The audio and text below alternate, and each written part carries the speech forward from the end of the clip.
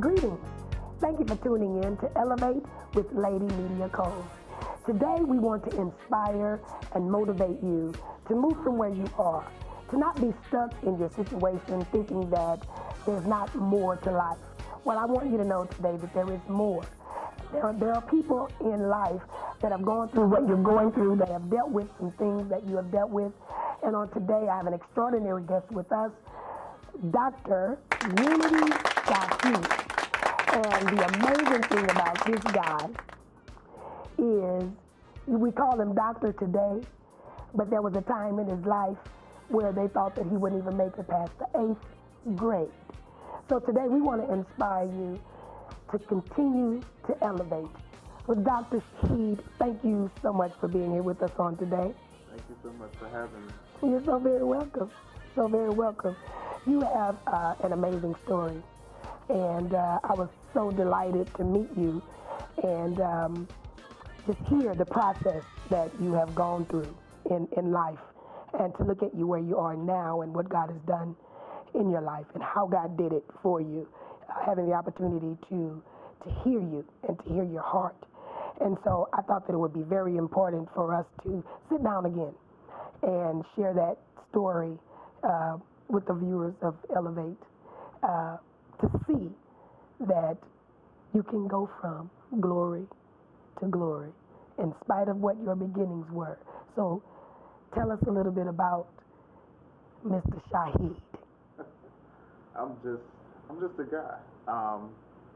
I love the name of the show, Elevate, just because I believe that every day you're supposed to go to another level. I believe that you're supposed to fight harder for your today than you did yesterday.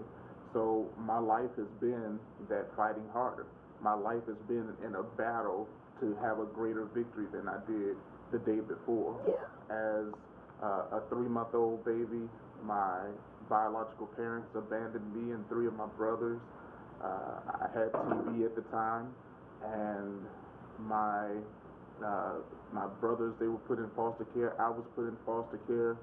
I was eventually put into the foster home that I was actually adopted in at 3 years old. They adopted me at 8, so I was a foster child in their home for 5 years. But at 5 years old, the social worker came to my mom and sat us down, and she pulled me to the side and then said, "You're not going to make it in this life. You're not going to be able to finish high school. By the time that you get to the 9th grade, you'll probably have dropped out of school." Told me that I would never play sports because of the TB. Told me that by the time I was 19 years old, I would be in prison. So the very next day, my mother enrolled me in Bible school. So while everybody else was learning about see Spot run, I was learning about see Jonah run. Yeah. So I went on to stay in that school for 8 years, learned about the Bible. I was just telling some individuals yesterday, in Bible study, I held up my Bible, and I was like, I said, I've read this book from cover to cover 33 times. From cover to cover, I've read the Bible 33 times. I said, if you don't have a relationship with God, if you haven't read His Word from cover to cover, it's hard to really understand who God is. We can read pieces and think that God is going to do it for us, but if you only have a part of the story, you'll never understand the middle of your life. So I had to get a knowledge of the Bible. Once I got the knowledge of the Bible, my parents were like, "Well, we want to put you in some sports." I'm like, "Well, they told me I wouldn't be able to play sports, Ma. They told me." And I got into sports, and I wrestled and won a state championship in wrestling. I played football, won 2 state championships in football. Played baseball, won 3 state championships in baseball, but they told me I wouldn't play sports. Right. They also said that I would never make it past the 9th grade. I never passed the 8th grade. Never.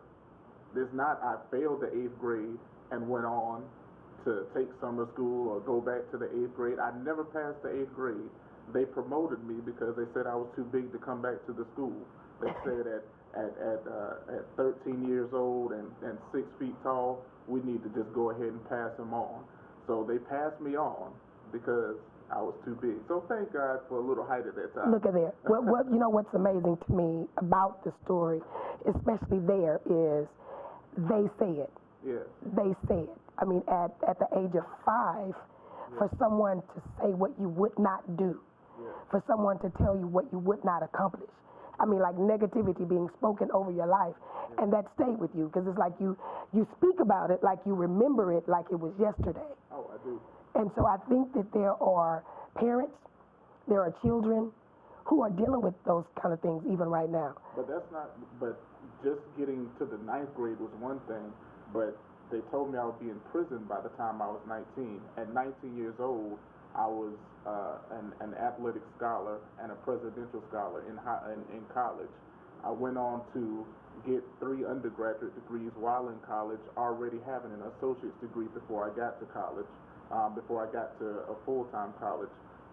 Got 3 bachelor's degrees, went on to get my master's of business administration, my MBA, and then I went on to get my doctorate degree in theology and philosophy. So when I got all of my degrees, I went to North Carolina, and I went to the social worker that said all that stuff against me. I went to her house.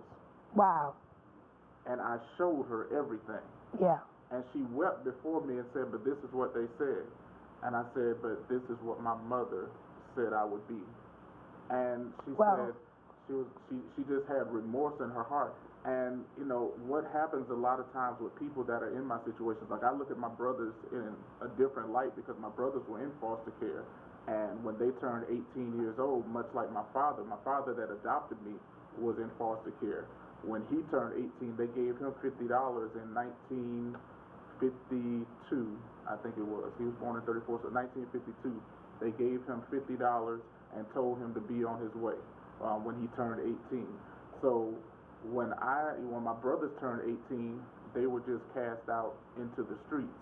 So when I look at what they went through, my heart for foster children, and not just foster children, but any child that is living without a functional parent is way up there, because I believe that if we can talk to the children, if we can talk to them and inspire them and motivate them and elevate them to that next level, then we can see a change in the generation. If we can get children off of Instagram and Facebook and Twitter and all of these other little social media things, if we can get them off of the Xbox long enough to study, back in the day, my mother had Reader's Digest books, and that's what I would have to read. Like, you need to read a story out of Reader's Digest before you go ride your bike.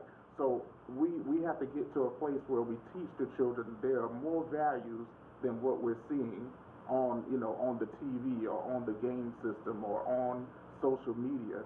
And from that, that's how we're going to be able to build the children up. But we also have to build them up in love. Us men have to step up and say, I'll be a father figure. I had a young girl desperately seeking a father figure, and I was just joking around, and I was like, I said, I'm gonna come to your school, I'm gonna tell everybody I'm your dad. And she was just like, yes, please do that. And I went to my wife and I said, honey, I said, she's searching for a father figure. I said, and that's what her issue is. And I called her mom up, my wife and I called her mom up and said, hey, would you mind if we become her godparents? Wow. And she was like, no. So I asked the young girl, and she was like, no, I don't mind. Yes, please. And so when she passed the phone back to her mother, I heard her just scream like, Mom, I have a father figure. Wow. And the excitement for a child to say that there's somebody in their life that's going to help them, that's what inspires me. With the church, I have a lot of people in the church, coming back and forth or whatnot, but it inspires me to see the young people's lives change, their lives transform, going to another level. I don't want to see you just come to church and get a good word, shout, run around the church, sweat, and then go home the same way. Right. I want you to know that there is a lifestyle that you can have that is in Christ Jesus, but it takes you understanding that you are a king's kid. If you understand that you're a king's kid, and I was speaking to someone about this earlier, if you understand that you're a king's kid, you will not take leadership from princes. You will not take an example from princes. The Bible says that Satan is the prince of the power of the air. Mm-hmm. So why am I taking orders and instructions from a prince when I'm a king's kid? Yeah. So my focus is, I was broken. I was battered. My biological father, 26 kids. 26 kids. My youngest brother, my baby brother, plays in the NFL right now, but he can't stand my biological father. But my biological father has 26 kids, and all of them that have had contact with him can't stand him.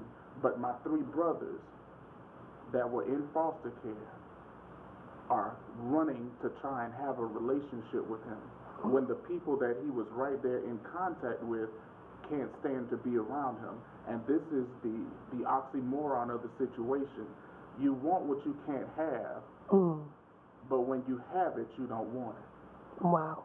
So this is what we're looking at when it comes to me with looking at children, me with looking at my life.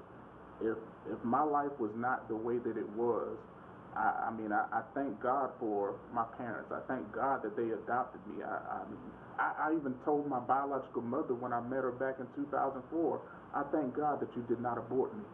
Wow. Because I was 3 months old. You could have got rid of me. I thank God that you didn't abort me. So, my wife always tells me, like, honey, like, you're very strong. I don't know why you're so strong, but things that could have broken you down, you persevered through.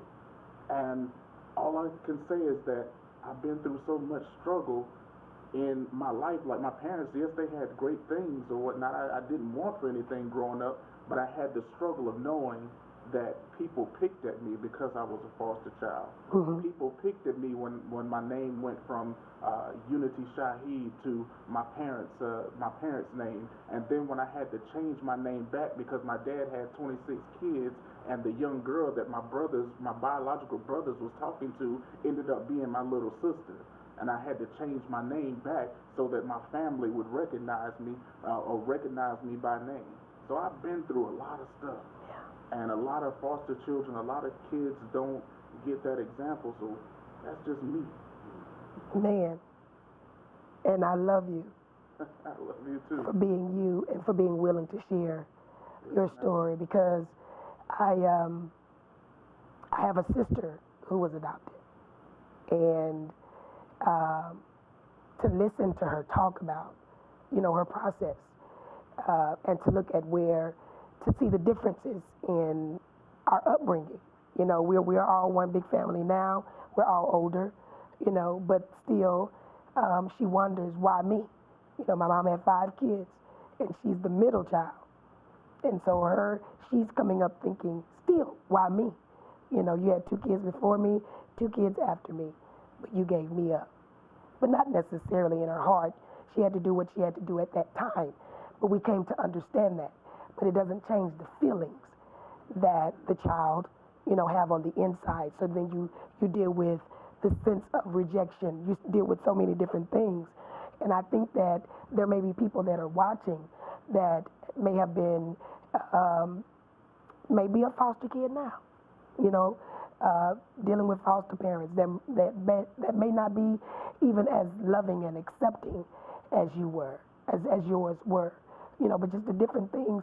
What do you say to them? How do you encourage them to not get stuck, where they are? To let them know that even though you were adopted, or even though you're in a foster situation, you're still somebody. You still have purpose.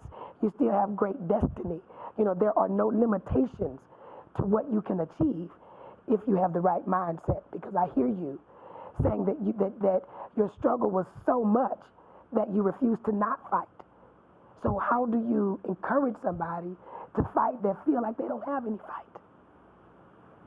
Well, you encourage them by telling them to be excited that they have a family. Because there's many children that have biological parents, whether it's a single mom or a single dad, and they don't feel the connection. So be excited that someone took you in wanted to make you a part of their family and wanted to make you a part of them. You know, one of the greatest things it was when my parents asked me, you know, when we were riding down to Carolina Beach in Wilmington, North Carolina, and we were just passing the zoo, and my mom said, "What name would you like?"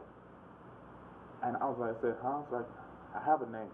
"Well, we're gonna change your name to our name. So what name would you like?" "And it can't be Michael Jackson." And so I remember this. And that was so, I mean, it was just like, man. So I was just excited that I was really accepted. So when my brothers met my biological mother, I wasn't against them meeting my biological mother. I was there for them for support. But what they were looking for was not what I was looking for. They were looking for a relationship with mom. I was looking to support my brothers. So they wanted that relationship because they didn't have an adopted mother or adopted father. They had no one. They were wards of the court. So for me, I was there in support of them and not looking for a mother. When first thing my mother said to us when we met her is, "Let your mama get $2 so she can get a beer." So that was her very first statement to me after not seeing her since I was 3 months old, and at this time I was 28 years old. So my mindset was not on what she could do for me, because I knew she couldn't do anything for me. I wanted to be there in support of my brothers. When my brother went to move with her and stayed with her for 2 weeks, and then she called the police on him because she got drunk one night and forgot that she told him that he could stay. I was there in support of my brothers, not in support of trying to have a relationship with my mother. So for those kids that have the foster parents, that have the adoptive parents, and for those kids that have the right foster parents and the right adoptive parents, be excited that someone is loving you, because there are some foster parents that are in there just for the money. But for those that are truly in it for the love of the child and for the betterment of the child, be happy that someone has taken you in and said, "I want to make you my own."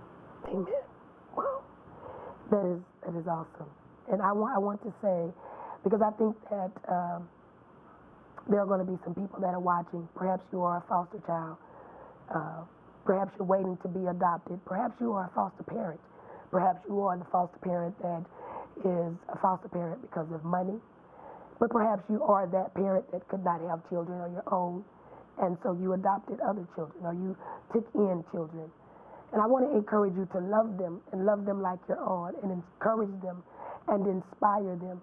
But for those of you who are waiting, those of you who are crying yourself to sleep at night because you are a foster kid, be grateful that you have a parent that loves you, someone who took you in, someone who cares enough about you. Grow in you. Become who you are. Know who you are in spite of your situation. Be encouraged.